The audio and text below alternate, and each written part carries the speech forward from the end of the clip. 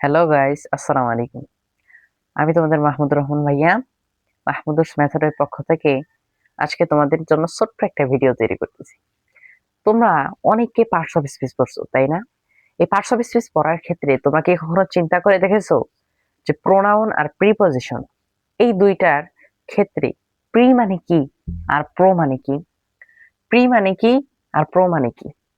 আমরা সবাই পড়ছি নাউন, নাউন মানে বিশেষ্য, আমরা জানি।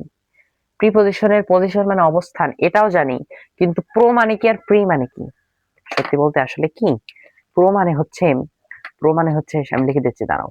প্রো মানে হচ্ছে প্রো মানে হচ্ছে পরিবর্তে, পরিবর্তে, ঠিক আছে? আর প্রি মানে হচ্ছে পূর্বে, পূর্বে, পূর্বে। প্রো মানে হচ্ছে পরিবর্তে, অর্থাৎ নাউনের পরিবর্তে যেটা হয় সেটাই প্রোনাউন, অর্থাৎ প্লাস, অর্থাৎ প্রোনাউন। নাউনের পরিবর্তে যেটা হয় সেটাই প্রোনাউন।